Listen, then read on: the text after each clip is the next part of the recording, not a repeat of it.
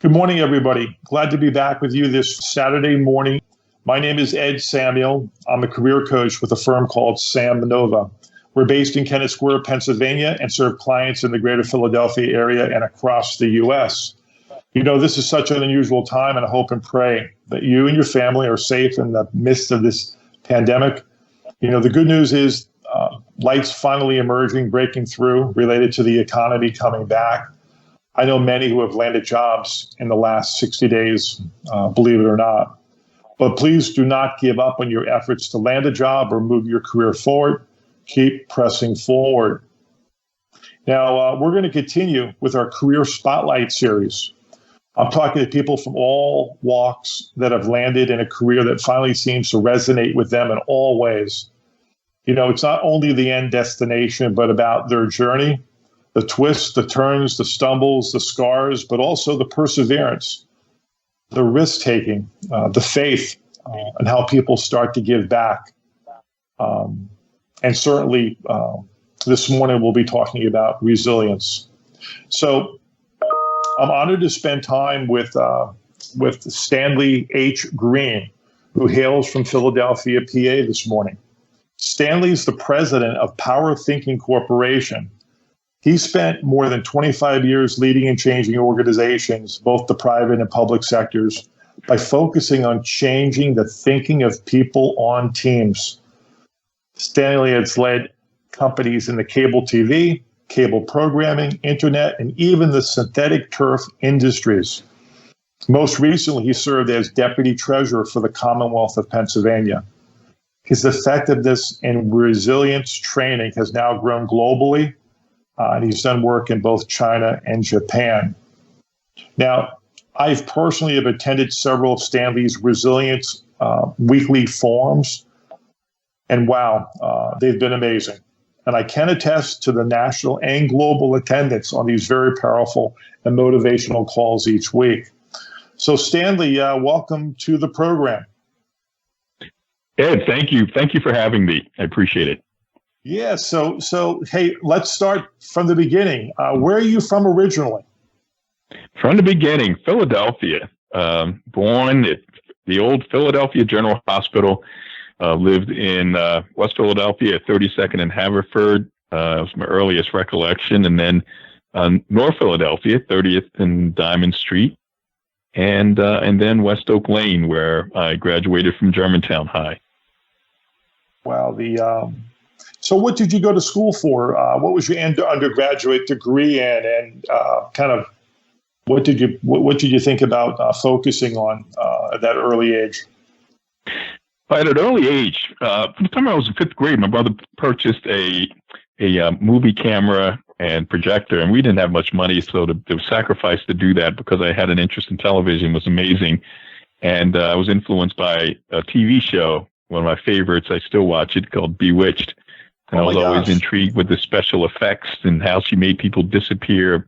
Samantha made people disappear and reappear.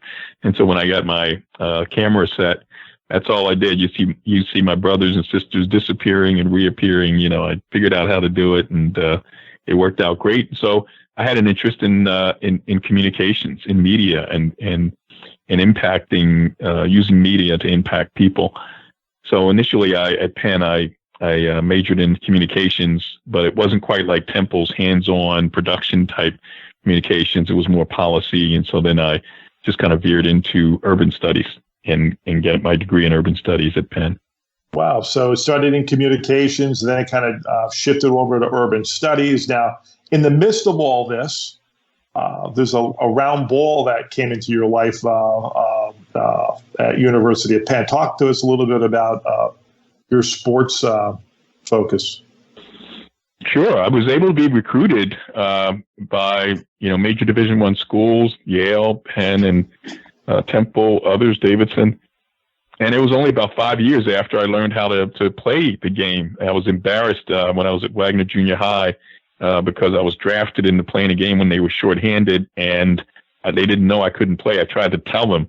And, of course, I grabbed the ball, didn't know what I was doing, and I had teased on the 6th trolley down Logan's Avenue the next day going to school. And I was determined to learn that game and determined to bounce back from that adversity. And eventually he was recruited by Chuck Daly, who's a Hall of Fame NBA coach now, was, before he passed. He led the Detroit Pistons to 2 NBA championships and coached the first Dream Team with Michael Jordan, Larry Bird, and those guys. So I was honored to have been recruited by Chuck Daly and to be part of Penn basketball during the heyday in the 70s. Well, I was doing a little research on you. You were in that sports team, though, that you were looked upon as somebody who was kind of motivating people, and I think you even won an award on motivation one year. I did, yes. You sure did your research. I won the Most Inspirational Player Award my junior year. Actually, my sophomore year, which was really crazy. The Penn band, had a cheer, for me, and they would play the drums, and they'd go Stan, Greene, and it became a standard cheer at football games, hockey matches, everywhere, and it lasted for 10 years. So I had the sense that maybe it was something about the way I played and the effort that I gave that inspired the fans to do that. It's amazing. Wow. There's a write-up on it in the Palestra, actually. Oh, really? That's amazing. Yeah, I was amazed to see that. And yet, when you graduated, you shifted. You started your career at this little old company called Verizon. And talk to us a little about those early formative years at Verizon. And I think I read 12 some jobs. That's correct. Yes, came out of school. I interviewed with different companies. One was a bank, and the old PNB Bank, and then Verizon interview came, and the bank offered me $12,000 a year, and Verizon at the time, it was Bell of Pennsylvania, then part of Ma Bell, AT&T, offered $18,000, so it was a no-brainer. It was all about money at that point. Yeah. And what was amazing, at 22, I was a supervisor for the first time. At the age of 23, I was leading a cable splicing crew. The youngest guy was 10 years older than me, and up in Northeast Philadelphia at around State Road. And, I had to improve their productivity. They were underperforming. And even though I didn't know anything about the job, I was charged with improving their productivity. And we did it because it was about the connection with people, building the trust, and then together, getting to achieving and exceeding goals. Yeah, what was the last role at Verizon before you ended up kind of making a shift again? The last role was a little over 30 years ago, and that was I was an engineer at one point. I was part of the whole team that broke up, that was delivering and assigning assets between AT&T and Bell and Bell Atlantic at the time. And my last role was in customer service in Northwest Philadelphia in the Germantown section, leading customer service teams. Wow. So then you made this shift in your career to the financial sector, and you even did some work for the Inquirer. So talk to us a little bit about that shift and what kind of led you that direction. Sure. Probably midway in my Bell telephone career, about maybe the 6-year mark or so, when I was in engineering, I would go out to parts of Philadelphia. I remember, in particular, North Philadelphia, and in some of those neighborhoods, and looking over the pole lines and cables with the goal of replacing those cables. But then I would notice, guys in particular standing on the corner and doing nothing. And I thought, wow, there has to be something for people to do. And economics is where I wanted to focus. I conducted my first credit seminar when I was about 29 years old at a hotel. And then from that point, got on the radio at WDAS in Philadelphia, wrote a column for the Tribune, and then wrote columns in the Inquirer and Daily News, and was selected by the Daily News to help out with a series that Harry Gross was doing, where he would have guest experts do second opinions of his profile of families and the advice he would give them, and then I would appear next to Harry Gross with the advice I would give, and I would always compare mine to Harry because I admired him so much, and later found that he was a Penn class president as well. I'm class president at 78, and his was in the early 40s, and it was kind of a thrill to meet him at Penn, doing that. That's amazing. But yeah, I was doing that on a part-time basis, even though I developed quite a reputation and a name for myself while I was working at Bell. I was writing my column and doing my show, and I was leaving at 30 years ago. About this time, my goal was to leave Bell to do that on a full-time basis before being recruited by a guy named Jerry Lenfest, who led Suburban Cable and the Lenfest Group. Yeah, so then you got recruited by Suburban Cable. So then off you go in terms of this career in cable TV. Go walk us through a little bit of this shift and what kind of work did you do there? Because it sounded like when I was reading, you did some heavy lifting there. Very heavy lifting. I was about 33 years old, and actually, it was a gentleman I told you about the early days of Bell. There was a gentleman who was a middle manager and director of operations, and the work that I did positively impacted his results. Fast forward 10 years, and he's now a vice president under Jerry Lenfest, and he recruited me. I said, look, I'm going to leave and do my financial business full time. He said, oh, I need your help. We have a struggling cable system in Delaware County. It's one of Jerry's worst. He had 13 cable systems. This was almost dead last in every category. Wow. And because of my track record, he said, we need you to come here and clean it up. I turned him down initially, but then he said, you got to meet Jerry Lenfest. I met Jerry, and we both hit it off.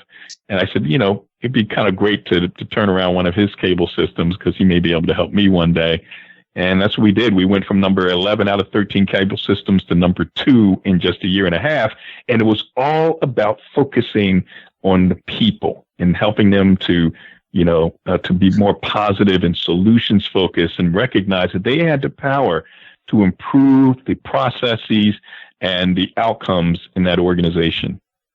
Well, that's amazing. And I just wanted to go back to a point you made, it's so important that you impress some people at Verizon to the point where you were then recommended later in your career. And it's so important to those people who are listening. When you do work for really good work for people, they remember you. That's right. And you don't have to stay with that company. You could actually move on. And next thing you know, they move on. And guess what? They're thinking about you. And there's, and they reached out to you. So I love those stories about how networking continues to pull people forward. Yes. So now you've done some really heavy lifting in the cable industry. But then there was a point where, hey, maybe I'm going to start breaking away on my own. What was the deciding point when you started thinking about doing that? Well, initially in the cable industry, we did the heavy lifting with Suburban, and then I was recruited to come in to run Greater Media Cable. And at that point, when Bell Atlantic was looking to buy a cable system, TCI, there was going to be this mega merger that introduced then the information superhighway, interactive multimedia. This was back in the mid-'90s. They were talking about fiber to the home, which is now Fios. And I actually went back to the telephone company. I left as a manager in 1990. They brought me back in 94 as a vice president, reporting to a senior VP who reported to the CEO, legendary CEO Ray Smith, who did all the consolidations that formed Verizon. So I did all of that, but after a few years there, I decided I wanted to go back and be more entrepreneurial. And then I actually came into a music video channel called The Box and was struggling. It was almost out of business, and we turned that around and sold it to MTV. So I came back into more of the smaller entrepreneurial environments and working again for Jerry Lenfest in the late 90s, and actually created the first TV news channel called Tri-State Media News in 1999 that became CN8 News when Comcast bought Jerry Lenfest out in 2000. Well, now Where do you think that entrepreneurial spirit? Where do you think it comes from? If you dig deep and you really think about it, something was driving you. Was it the turnaround of helping companies turn around, or what's this kind of what was gnawing at you there? Well, I think it was working with Jerry Lenfest. It was one thing to work for a big corporation, but it was quite another to be with a person who gave you space to do what you needed to do. He didn't give me orders of how to do what I needed to do, and I liked that. I was a young 33-year-old general manager, then vice president general manager, who was given the confidence to do whatever I needed to do, implement any strategies I needed to implement to get to the bottom line. And I like that element of it, taking the risks and not just taking orders. So that influenced me significantly. Wow, that's it sounds like he was anything but a micromanager, and that's wonderful. So now all of a sudden, in the midst of this, the state of Pennsylvania comes knocking. Talk to me about this twist to the government sector in the state of Pennsylvania. How did that come about? Sure. Well, and in between, there was running an internet company during the dot-com bubble and moving through that to the synthetic turf industry, and ultimately becoming not only CEO of the company, but chairman of the board of the Synthetic Turf Council, the industry trade association. But then I was approached to assist a friend of mine who was then the state treasurer for Pennsylvania. He wanted me to come in and try my hand at public service, which I turned down because I always vowed that I'd stay as far away from politics and government as possible. But then I decided, you know what, you only get one shot in life at something like this. And I came in, became a deputy treasurer, led the Bureau of Unclaimed Property, and focused on financial literacy and helping legislators to get a bill introduced that would mandate financial literacy education in all the schools in Pennsylvania. Well, one of the things that strikes me is that you kind of have a little bit of a history of saying no and then going back and revisiting. But I think it's a wonderful thing because I think some people with their careers, they say no, and it's more of a hard no, and they would just walk away. It sounds like you said no, but then you really thought about it a lot more to kind of change your perspective. I really applaud you for that. Now, how long were you with the state of PA? I was with Pennsylvania for a little over about 2.5 years. 2.5 years. 13, 14, about 3 years. 3 years there. And then what happened in terms of you left them to start your own company? And let's start talking a little bit about what you do today and why this shift and tell us a little bit about what you do now. Many years ago, when I was going through, and I like to tell folks that I crammed 3 lifetimes of careers into one lifetime. It certainly sounds like it. Yep. And midway through, I always, you go back to the days of doing the financial programs. It was about helping people to move forward. And so, after having all of those experiences, I thought, man, I just want to be able to help the average person realize that they can accomplish anything that they set their minds to. And years ago, before I joined the Treasury, I actually acquired the assets of another company called Reflective Learning that had the intellectual property in resilience that came out of the University of Pennsylvania's Positive Psychology Center, a well-known program. And when I looked at the material, I thought, this is it. This is everything I've ever done. And wow. I know that this material works. It's certainly evidence-based from Penn, but I lived it in helping people to succeed. So I decided I wanted to spend the rest of my life helping people to achieve what they may think is impossible. it's pretty amazing because when you listen to your story, they were all building blocks of experience leading up to this, you starting a company, leveraging all that experience to help other people and businesses. Yes, exactly. It is no better place to be. Now,